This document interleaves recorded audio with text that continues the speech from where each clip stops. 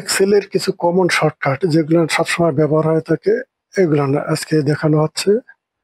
যেমন এখানে আপনি ফার্স্ট কলামে আছেন, এইখান থেকে লাস্ট কলামে যাবেন কিভাবে। এই যে এখন আমি আছি বি কলামের 1 নম্বর সেলটাতে। তো এখান থেকে লাস্টে যদি যাইতে চাই, এর জন্য যে শর্টকাটটা ব্যবহার করা হয় এটা হলো control plus down arrow. Control plus এই যে ডাউন অ্যারোতে চাপ দেওয়া আছে, দেখেন এই লাস্ট সেলে চলে আসছি 10,48,576। এইখান থেকে আপনি উপরে যাবেন কিভাবে, ঠিক এর উল্টা শর্টকাটটা এর ব্যবহার হবে। কন্ট্রোল প্লাস আপ অ্যারো দিলে আপনি উপরে যেতে পারবেন। এই যে চলে আসছে উপরে। এখন এ কলামের 2 নম্বর সেলে আছে, এখান থেকে আপনি ডান দিকে লাস্ট রোতে যাবেন। তাহলে এটা কিভাবে করবেন, এটা শর্টকাটটা হলো কন্ট্রোল প্লাস রাইট অ্যারো। শেষ কলামে যে চলে আসছে, এখান থেকে আপনি যদি আবার প্রথম কলামে যেতে চান, ঠিক তার উল্টাটা কন্ট্রোল প্লাস লেফট অ্যারো।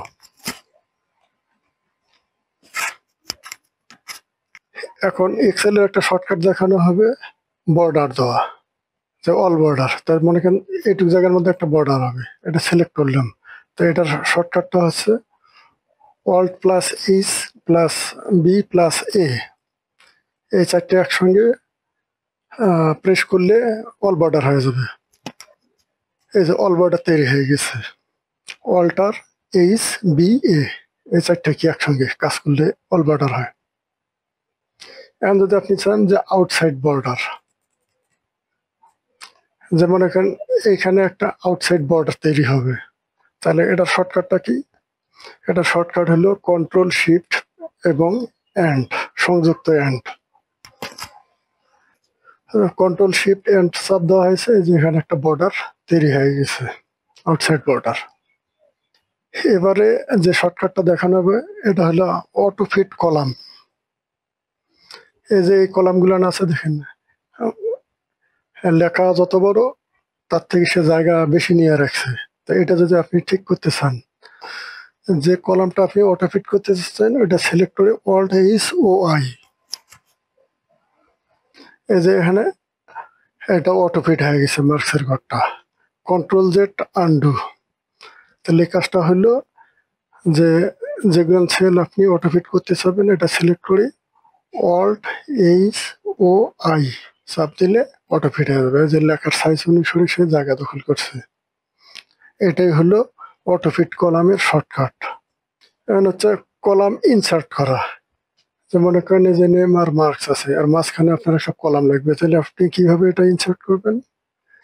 তাহলে ইনসার্ট কলামটা হচ্ছে যে যেখানে কলাম ইনসার্ট হবে তার ডান দিকের এই কলামটাকে সিলেক্ট করতে হবে। এই যে এই অবস্থায় সিলেক্ট আছে। এখন হচ্ছে কন্ট্রোল শিফট প্লাস চাপ দিলে এটা একটা কলাম ইনসার্ট হবে। এই যে হচ্ছে। এখন মনে করেন এই যে 4 নম্বর রো জাবেদ আছে, এখানে আপনার একটা রো এর প্রয়োজন, ইনসার্ট করবেন। তাহলে এটা শর্টকাট হচ্ছে একই, কন্ট্রোল শিফট প্লাস চাপ দিলে একটা রো ইনসার্ট হবে। তাহলে তার আগে যে রোটা সিলেক্ট থাকা লাগবে, যে সিলেক্ট করা হয়েছে। এখন কন্ট্রোল শিফট প্লাস,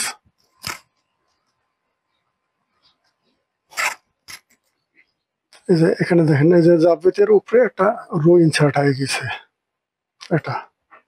এখন যদি আপনি ডিলিট করতে চান, যেমন এখানে একটা কলাম, কে নাম্বার কলাম এটা বেশি আছে, এটা ডিলিট করবেন, তাহলে কিভাবে করবেন।